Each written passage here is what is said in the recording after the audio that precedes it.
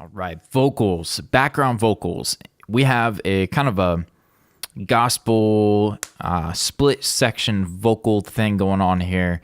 We have alto, tenor, soprano, and there are a couple things that I do with delays that I'll cover in mixing with effects delay.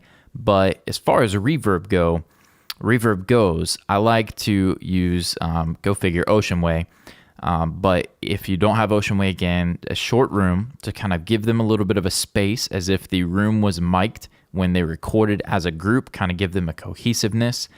And I like plates, depending upon the song, depending upon how much the vocals are doing rhythmically, or if it's like long drawn out oohs and ahs. For oohs and ahs, I tend to let them be a little more pad-like and use chambers and long sustaining plates, sometimes halls.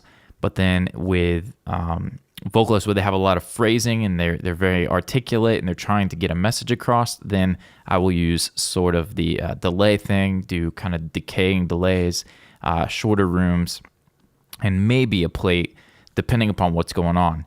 With what we talked about earlier might work for this because we've got a lead vocalist with a lot of stuff happening behind her. We have the ambience and the drums. We've given each of these instruments some space. They're all in at least a room. And even the ones we didn't put in a room already had reverb on them. So I'm thinking if she's clean and dry and right up front, it's probably going to sound a little bit weird. She's probably going to sound disconnected from the track. So to give her a little bit of space, we're going to put her in a small room. We'll actually touch on lead vocals in a minute, but these backgrounds have to sit behind that lead vocal. I don't have to. I want them to sit behind the lead vocalist. So instead of a short room like I'm going to give the lead vocalist, we're going to put the backgrounds in sort of a medium-sized room and then maybe even give them a little bit of a plate or something. I'm a big fan of automating effects and not letting them just sit stale the whole time, and that's something I would do with the backgrounds. We'll include that in the bonus videos. But for now, let's give a listen to what they're doing.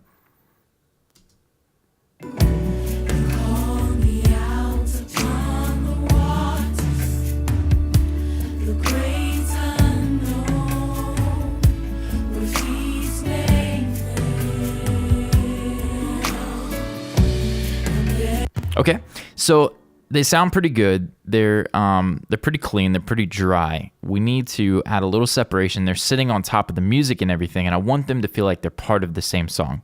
So how I'm going to do that, I'm actually pretty confident that I'm not going to do a short room.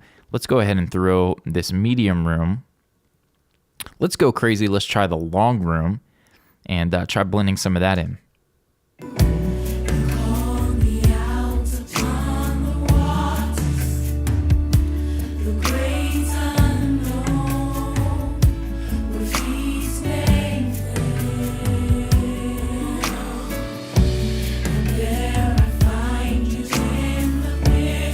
So there's clean, dry.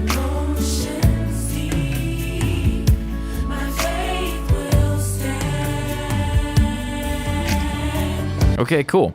Like I said, I use delays a lot when I'm dealing with background vocals, especially in the live gospel world or live vocals. But that to me might be it for these backgrounds. The only other thing that I'm thinking that might sound cool is the hall. And I'm going to try what I think I created another one. No, we'll go with the one that's in my template here, the Lex Hall. Let's scroll down and take a look at that one. Make sure. Okay, so it's pretty much the Gyno Hall, but with not as long of a decay time. The vocalists have, I'm paying attention to their phrasing, their words. They are singing things that are not so legato and soft and smooth and long and drawn out. They're not singing oohs and ahs. There's some of that in what they're singing, but they have some phrases that are very rhythmic, and so I want to make sure that I'm aware of that when I go to send some reverb.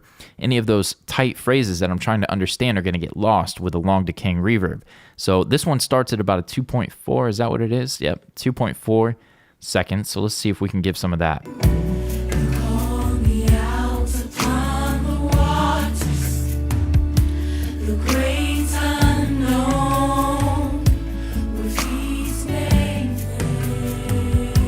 That wasn't working at all. Let me bypass the long room and let's hear the hall by itself.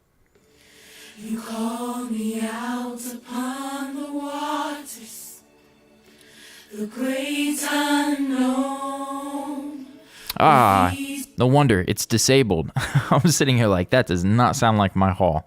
So something happened with our UAD processing. Let me make that inactive and see if a quick click. Yep, there we go. It's back in the mix here. So there we go. It might have sounded good. Let's put it back to the 2.4. Sorry, guys. And let's see what we get now.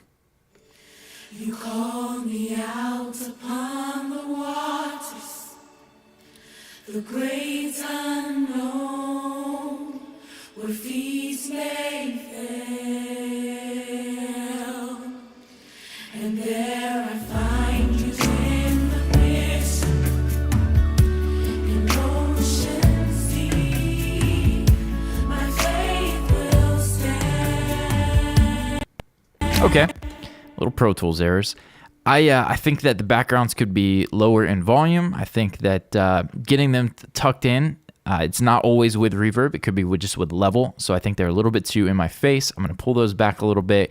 This would be something I would automate. Let's get that lead vocal in. You call me out upon the waters, the great unknown, where feet may fail. Yeah, so when it looks like we had that left over from the other session, but when the Ocean Way, the short room, stop saying Ocean Way because it doesn't matter about Ocean Way. When the short room is gone, you can feel the lead vocalist is just right there in our face. She's clean, she's pure, and it sounds good. But does she fit within the track? Your taste may be to leave it there. I may use a little bit more of a vocal slap or a delay. But if you want to use a room sound, you could, and that's what we're going to experiment with. So let me unmute that, and let me let me actually solo her with the BGVs.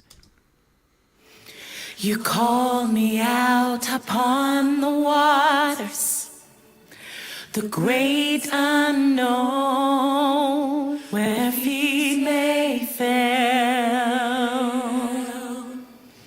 and there I find you in the mystery, in ocean's deep, my faith will stand, and I will Yeah, so the room really is contributing to a more cohesive sound. I hope you can hear that, because by having the background vocals in that longer hall, the lead vocal then has this little bit of space to kind of take center stage but not be so dry and in our face. So I'm digging that. I like what's going on there. I think that we can go a step further. Let's pull open a plate. I like to use a plate on a vocal from time to time. The EMT vocal plate is the one right here. There's the nectar in front. We talked about de-essing. I've got that on my template. So we've got the de-esser before the reverb to make sure none of the sibilance dominates the reverb sound. And let me just take a quick look. We've got kind of a longer sustain. We're cutting out everything below 250. And we're going to give it a listen. I can't remember if I use this in the mix or not. Yeah, this is just the standard setting for my reverb. Let's check this out. You call me out upon the waters, the great unknown, where feet may fail, and there I find you in the mystery, in ocean's deep, my faith will stand, and I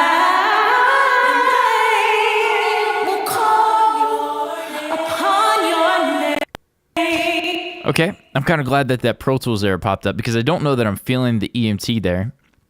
Let's try something different.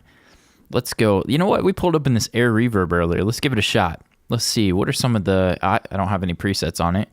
Let's see what happens with just the standard factory default setting here. You call me out upon the waters, the great unknown, where feet may fail, and there I find you in the mystery, in ocean's deep, will stand, and I on your name and keep. That's not sounding bad. I'm almost shocked that it sounds that good. Let's keep going. Let's try one more for the lead vocal. This is the lead vocal. It's got to sound incredible. You know what? Reverb has got some good sounds to it. Contrary to popular belief, we're going to go with a church. Let's go Take Me to Church here with Cheesy. You call me out upon the waters, the great unknown, where feet may fail. And there I find you in the mystery. That's not bad. Reverb kind of came through for us. There's a glitch in the vocal there I just heard. Sounds like a glitch in Melodyne or something. Let's see, what's another good one that is pretty accessible? I hear good things about the plugin mix. Let's try their digital reverb and see what we've got. Kind of like a medium. Decay is at 3-ish. And let's go mix knob 100%. We're using it on a bus, and let's see what we get. You call me out upon the waters, the great unknown, where feet may fail. And there I find you in the mystery. I actually really like that. The only thing that I don't care for is how wide it is, and there's no option on the plugin to control that. So I'm going to go to my imager with the Ozone 6 imager. Could be Ozone 5, could be the, I think Waves S1 could do this, but I'm going to try and pull everything in, not quite mono, but I don't want it to be as wide as it is right now.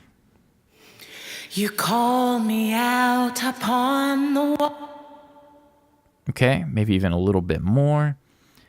Let's bring it in like 40% or so, 30, 40%. Bring all that stuff down. You call me out upon the waters.